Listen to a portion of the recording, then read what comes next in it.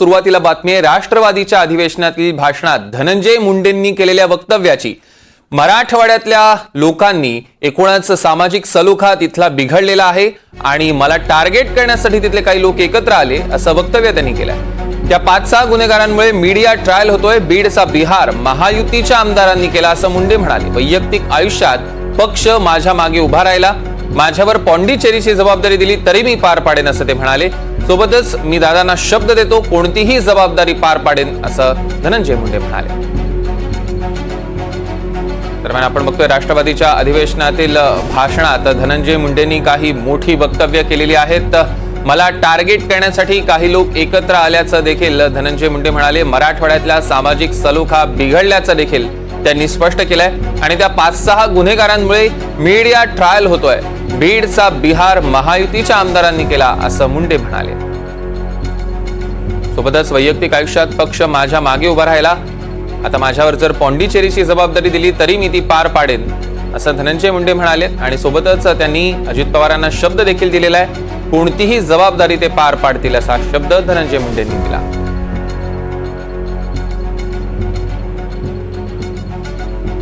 बघतोय की सगळ्यांचं लक्ष या अधिवेशनातल्या मुंडेंच्या भाषणाकडे लागलेलं होतं, त्यांच्या वक्तव्यांकडे लागलेलं होतं। नेमकं काय ह्या सगळ्या प्रकरणावर ते भाष्य करतात याकडे सगळ्यांचं लक्ष लागलेलं असताना त्यांची आता भाषणातली काही विशेष वक्तव्य चांगलीच चर्चेत आलेली आहेत आणि मला टार्गेट करण्यासाठी काही लोक एकत्र आल्याचा आरोप त्यांनी केलेला आहे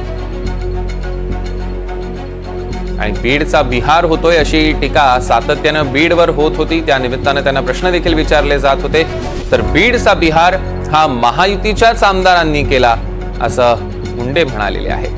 त्यामुळे मित्रपक्षांवर त्यांनी एकीकडे निशाणा साधलेला आहे, दुसरीकडे त्यांनी वैयक्तिक आयुष्याबद्दल बोलताना सांगितलं की पक्ष माझ्या मागे उभा राहिलेला आहे, त्यामुळे आता पक्षासाठी मी कोणतीही जबाबदारी पार पाडेन असं धनंजय मुंडे म्हणाले आणि सोबतच त्यांनी हे देखील स्पष्ट केलं की अगदी माझ्यावर पॉंडिचेरीची जबाबदारी दिली तरी देखील मी पार पाडेन अशा पद्धतीचा शब्द त्यांनी अजित पवारांना दिलेला आहे। सोबतच या सगळ्या परिस्थितीवर बोलताना त्यांनी या 5-6 गुन्हेगारांमुळे मीडिया ट्रायल होतोय असं ते म्हणाले।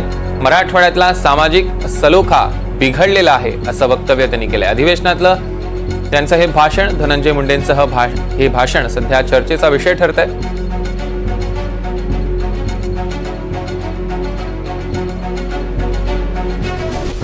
आपण बघतोय 2 दिवसांचं हे राष्ट्रवादीचं अधिवेशन आहे। काल देखील भुजबळ अगदी येऊन गेलेले होते, त्यानंतर आज प्रतीक्षा लागली होती ती धनंजय मुंडे येतात का आणि धनंजय मुंडे नेमकं काय बोलतात आणि आता अखेर धनंजय मुंडेंनी आपल्या भाषणामध्ये या सगळ्या मुद्द्यांना स्पर्श केलेला आहे। त्या निमित्तानं त्यांचं हे भाषण विशेषत्वानं सध्या चर्चेत आलेलं आहे, कारण इतक्या सगळ्या प्रकरणांनंतर धनंजय मुंडे यावर काय भाष्य करतात हे बघणं अत्यंत महत्वाचं होतं।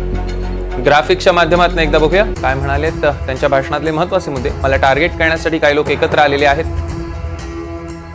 फक्त बीड नाही तर अख्ख्या मराठवाड्यात सामाजिक सलोखा बिघडलेला आहे।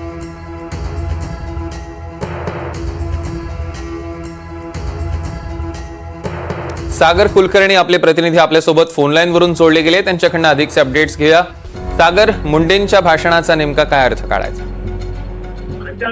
धनंजय मुंडे यांनी त्यांच्या भाषणामध्ये गेल्या काही कालावधीमध्ये पहाटेचा जो शपथविधी झाला होता आणि त्या शपथविधीच्या संदर्भामध्ये विधान केल्याचं दिसून येतं, ज्याच्यामध्ये त्यांनी म्हटलं आहे की परिस्थितीमध्ये त्यांना ते आणि पवारांना नका जाऊ असं म्हटलं होतं, कारण की हा ट्रॅप आहे असं माझा अंदाज आला होता आणि तो कालांतराने सत्य झाला आणि अजित पवार आणि धनंजय मुंडे यासह अनेकांना या संपूर्ण प्रकरणामध्ये बदनाम केलं गेलं।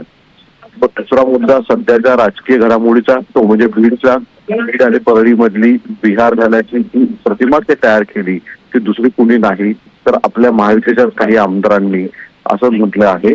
धनंजय मुंडे यांनी सुरेश दस यांचं नाव जरी घेतलं नसलं तरी त्यांच्याकडेच हा इशारा होता असं म्हटलं जातं।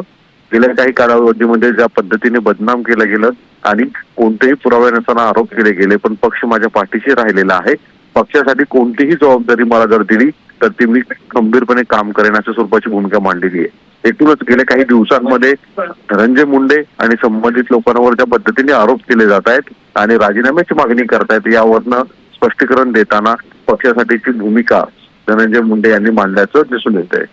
सौरभ। निश्चितच सागर यावर आपलं लक्ष असणार आहे. त्याचे अपडेट्स आम्ही घेऊ. तर तास धन्यवाद.